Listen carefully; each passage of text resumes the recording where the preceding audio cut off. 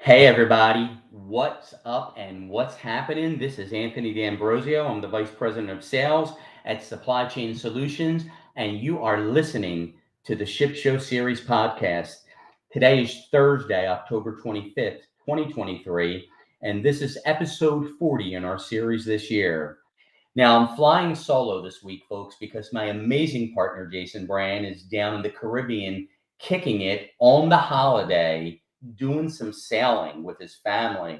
So, Jason, if you're listening, and I'm sure you're not, greetings, my friend. But this week's, folks, it's all about the FMR, the Freight Market Roundup. So let's dive right in. But before we do, let's pause for a moment of silence to remember all those who have lost their lives and are still missing because of the conflicts in Israel and Ukraine. Thank you. So let's really start off and give you a little bit of the latest news coming out of Israel and how it's affecting supply chain. I know we talked about this last week, but there's some new information that we just want to highlight real quick before we continue to go through the global and the domestic market conditions. Now, the ongoing Israel Hamas conflict really continues to affect air freight and express shipments to Israel and the surrounding region.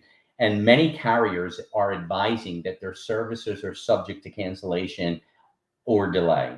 Now, many airlines have suspended direct flights to and from Israel. And this followed the advice by many international aviation authorities to avoid the region's airspace. And most airlines have stopped accepting bookings on the affected routes, and in most cases, completely halted flight operations, leaving some goods already in transit or stuck until further notice, which is a terrible situation because ultimately, unless force majeure is declared, those importers or exporters will be held responsible for the cost of the delays. But let's give you some additional perspectives. For example, while international airlines have suspended flights to and from Tel Aviv, it's really worth noting that the Tel Aviv airport remains open, and we'd like to highlight that El Al and CAL airlines are still providing services, and they're offering alternative transportation options for your cargo needs. But again, everything is on a case by case basis, day by day basis, with the ebb and flow of the way the conflict is just happening. They can't get too far ahead, but they're trying not to get too far behind.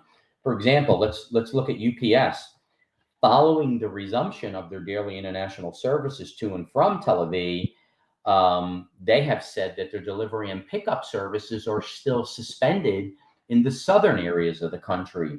However, deliveries and pickups have resumed in Tel Aviv and in the northern areas of the country. So again, it's kind of a mixed bag day by day. There's an ebb and flow, and we're just watching it and seeing how things go. Delta, for example, Delta Airlines, along with all U.S. carriers, have suspended all flights to Israel itself. However, the U.S. Department of State has chartered connecting flights out of Tel Aviv Ben Gurion Airport to many European destinations to evacuate citizens to the EU. So it's a real interesting dynamic that we see unfolding. And then additionally, Germany, let's think about Lufthansa Airlines. Now, Lufty previously said it had suspended their regular flights to and from Tel Aviv up to and including just this past Sunday, October 22nd. Now, the carrier has also suspended flights to Lebanon as up until this past Sunday, the 22nd of October as well. And there's really no indication if they plan to restart these services. So again, day by day. Etihad Airways, however, said that it was currently operating its daily flight schedule to and from Tel Aviv, but added that they are monitoring the situation minute by minute and could shut down at a moment's notice if it becomes unsafe. And then anecdotally, just with Turkish Airlines, flights from Istanbul to Tel Aviv appear to be operating normally as of today, October 26th. So again, we just have to keep our fingers on the pulse and watch this day by day.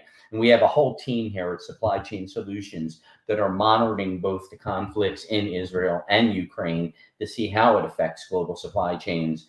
Now, when we think of ocean ports, the ports of Ashdod in Israel is currently closed, but the northern port of Haifa and Tel Aviv airport are open and operating the best they can.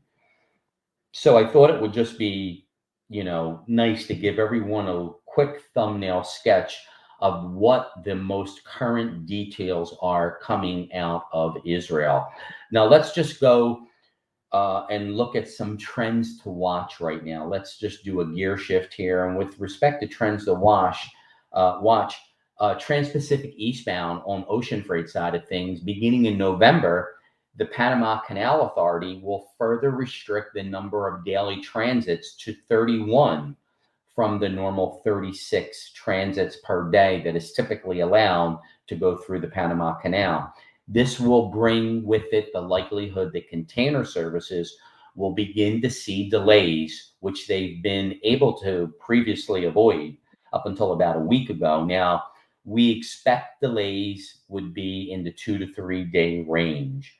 So you have to remember there's a lot of ships out at the anchorage, and they have to get in the queue and go through the canal depending on the size of the vessel. Typically there's not much of a delay, but right now we're in that 2 to 3 day range delay. Even with the delays, this timeline is still faster than shipping via the Suez Canal services for most Asia ports of loading. And if you have heavy or time critical cargo, you really should consider routing it via the US or the Canadian West Coast so you can utilize rail or trucking services to get your cargo to its final destination. Now, let's switch up to Latin America and Brazil on the ocean freight side of things. I thought this was really interesting. The water levels in the Amazon River at its critical passage points have reached an unprecedented level, making it impossible for container vessels to access the port of Manaus. And due to the unpredictable river conditions, we cannot provide a concrete forecast at the moment when Manaus will be accessible again. Ocean carriers are monitoring the river conditions and will communicate promptly when they do feel that the conditions are safe enough to resume operations. But anecdotally, the port of Navegantes has been closed since October 4th due to adverse weather conditions. And Zimlines, which has a big service going in and out of Brazil, announced the GRI for all cargo from the east coast of South America, including Brazil, effective November 1st, at a quantum of $450 per container. So as of October 21st, some carriers have reopened with some draft restrictions. Now, despite these challenges, Brazil continues in its peak season. And just another anecdotal note, down in Latin America, Guatemala, the ports of Puerto Barrios and Santo Tomas de Castilla have reopened after weeks of protests caused by roadblocks. And conversely, the port of Puerto Quetzal remains closed. So I always like to throw in a few trends to watch for our listeners. I think it's valuable information. But let's shift right into our air freight market update. So let's start off with Asia on the air freight side of things. There really has been an increase in demand for technology products due to the new product launches with Samsung and Apple. And this happens every year, as we all know. This combined with the existing high e-commerce demand has led to tight capacity and increased rates on specific trade lanes. So I would expect this trend to continue in the next month as the year-end holidays and gifting seasons approach coming out of Asia. Now in Europe, we can expect a slight rate increase as carriers implement winter schedules for October. Currently, there are no disruptions expected for the fourth quarter, and all airports and ports and terminals in the region are operating smoothly and capacity is widely available. Now, there also has been some labor strikes happening out in France and in England. France's Civil Aviation Authority has told the airlines to cancel flights at the airports of Paris and Marseille as of last week, as part of a broader union push for wage increases. So, what's happening is they'll have a work stoppage for a day, go back to work, have another work stoppage a few days later. And this is part of their negotiating tactics out in France. While in England, the baggage carousel workers at London's Heathrow Airport have announced that they will strike and are on strike for 10 days in October, commencing on October 20th, just last week. And that's going to continue through October 30th. And there is potential for a second round of walkouts occurring during this busy autumn half-term travel period. And the impact is expected to be limited, but I feel that these are the type of things that our listeners really want to hear. So I wanted to mention that to everyone. Now let's move right over to Latin America. Now, when we think of US and Latin America, the capacity is stable across all the regions, showing availability in the most markets in South America. There is available capacity via passenger aircraft service from alternate gateways such as JFK up in New York and LAX in Los Angeles and DFW in Dallas Fort Worth into Brazil. So keep in mind, there are not just cargo aircrafts, but they're combi aircrafts as well that handle both passenger and a limited amount of cargo in the bellies of those aircraft. So I wanted to stipulate that when we talk about passenger aircrafts, there is some limited capacity to carry cargo on those aircrafts. Now, Mexico inbound, that's a tremendous area, and there is really an increased demand into Felipe Angeles International Airport in Mexico City from both Europe and Mexico. And the rates are picking up robustly for inbound cargo into Mexico. We are seeing a lot of shift from Asia into Mexico, and we're really seeing the air freight market pick up quite a bit this year, moving into Mexico.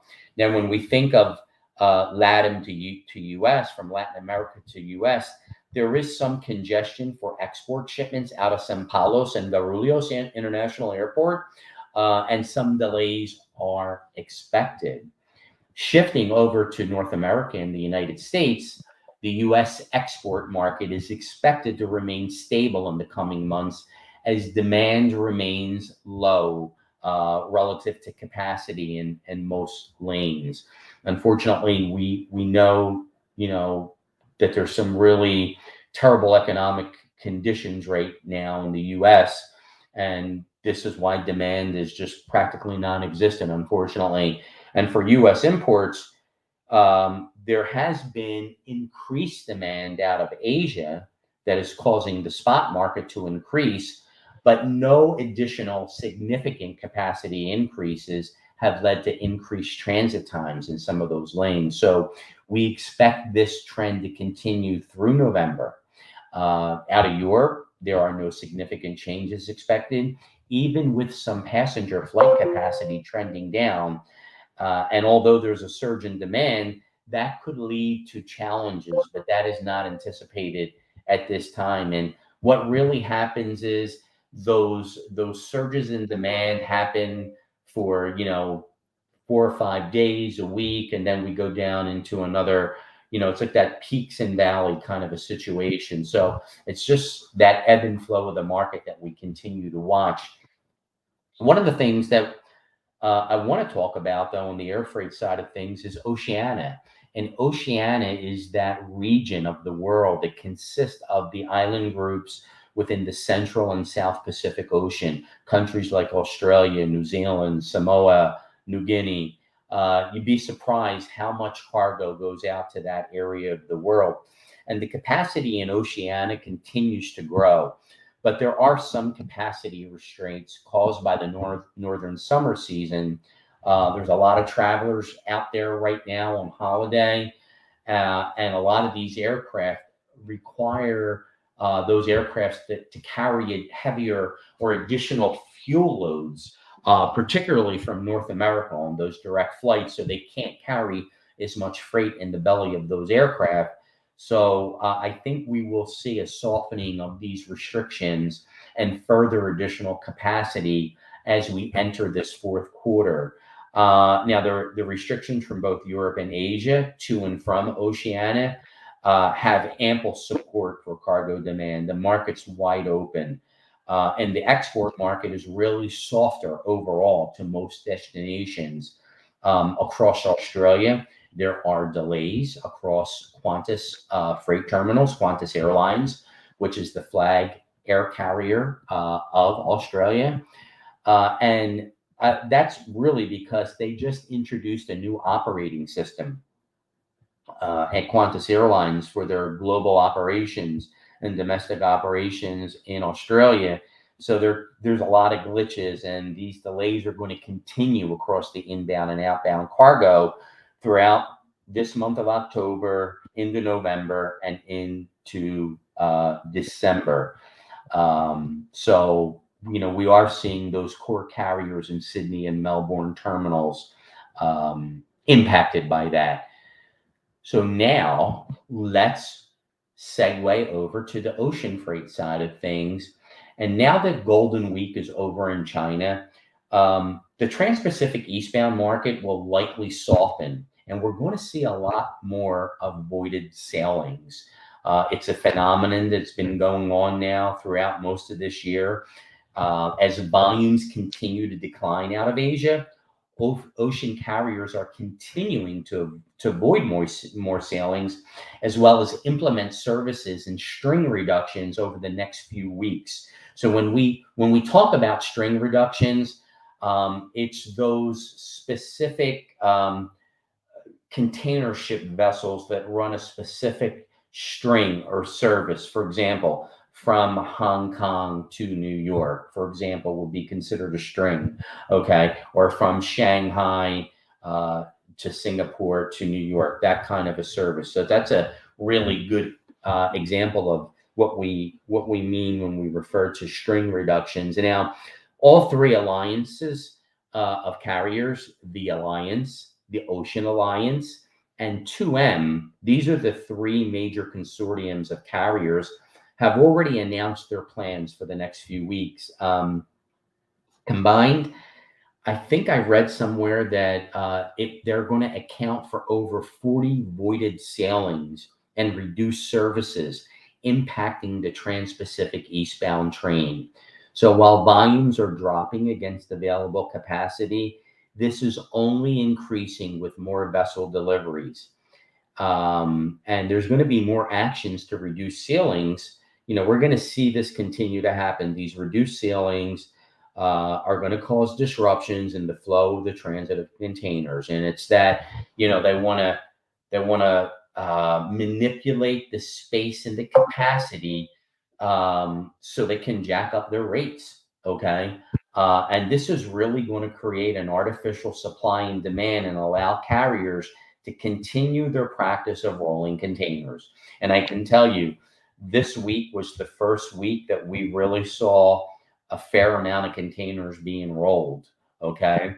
And it doesn't make a difference what your contract is, how much volume you have, this container ship cartel, if our contract is, hypothetically $2,000 for a 40-foot container from Shanghai to New York, and you have a contract, but another competitor comes in and is willing to pay $300 more for that space on the vessel, the carriers are going to book with them. So sometimes those contracts that freight forwarders have aren't worth the paper that they're printed on when the times, the market conditions that we have to deal with are like they are right now. And in recent weeks, many vessels are sailing at 85 to 98% utilization. And it really shows that the practice of void sailings has been very effective, for the carriers on several key strings, in particular, those destined for the U.S. West Coast. Now, let's talk about 2024 a little bit. Now, there's really the anticipation as to how the beginning of 2024 will play out, especially as warehouses still have strong inventory levels, and are in need of turning those inventories over.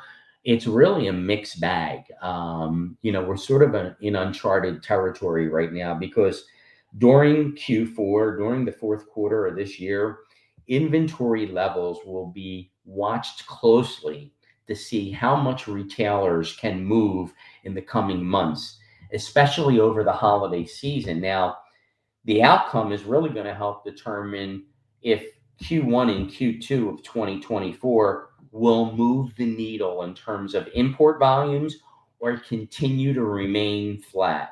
Now, I'm of the opinion, based on my extensive research, that 2024 is going to be a real, you know, I think the whole trend of the way this year unfolded is going to continue well into 2024. I don't really think we're going to see any major recovery until Q4 of 2024 as we get ready to move into 2025. And, we're hopeful that the need of some inventory replenishment as well as seasonal spring merchandise would appear to be, optimistic based on the current conditions. But after a very disappointing and weak peak season period this year, with the continued volume drops that are likely to keep, happening or for the balance of 2023, um, you know, I'm not very optimistic. I mean, what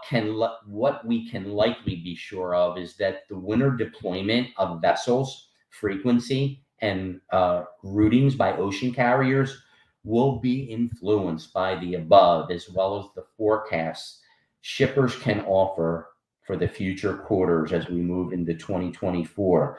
But a poor or stagnant outlook will very likely leave the practice of void sailings and suspension of low performing strings in place for quite some time. So again, it all goes back to what I said earlier. You know, these inventory levels are being closely watched right now, and we're really watching what the retailers are doing and how that consumer demand, is it going to re-engage, based on the economy and the economics. I don't think that's going to happen. Now, I'll leave you with just a little bit more about the Panama Canal that we touched on earlier. Now, the Panama Canal drought continues to be widely reported and closely monitored. The severe drought and low levels of the Gutan Lake, which feeds the canal with fresh water, remains at low levels through September and October. And after the traditional rainy season, so they just had their traditional rainy season, and we still have low water levels in the Panama Canal.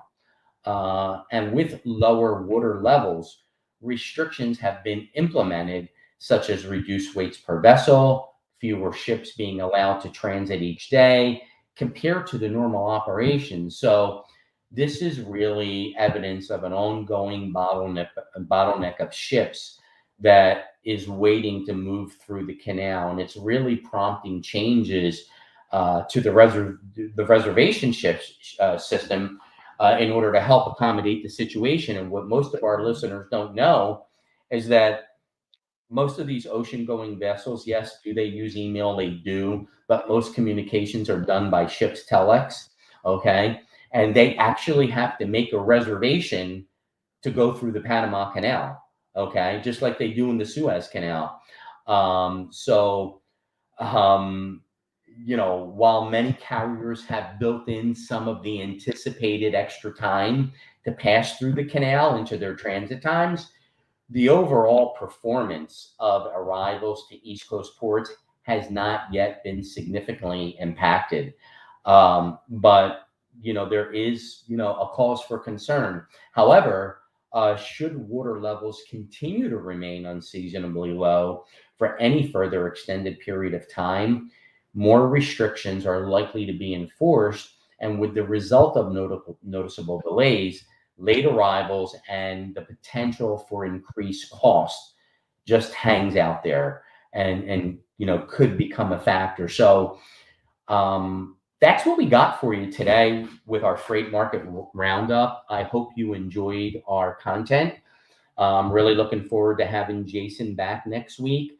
I miss my partner, but I will tell you in closing that during these volatile times, we have, geopolitical things going on with these conflicts. We have things going on economically in the country. It's now more important than ever that you work with a company like Supply Chain Solutions. And it's like we tell all our potential and existing clients, anybody could move freight from point to point, but it's about connecting people to people. And we really believe at Supply Chain Solutions that good business and good relationships build good business. And some of the things that we excel at and that, we're just amazing at Supply Chain Solutions is giving our clients the hand holding in the attention to detail to ensure the smooth flow of their cargo and communications through the supply chain. So if you're not working with Supply Chain Solutions, you need to reach out to me. You need to reach out to Jason, because we will bring organization to a chaotic supply chain, give you freight optimization, great pricing, relationships in a local environment, and partnerships that you can count on. So when you think of Supply Chain Solutions, just think of global presence, local expertise. It's been my pleasure to fly solo today on the Freight Market Roundup. And I just want to tell everybody, make it a great day. Take care, everybody.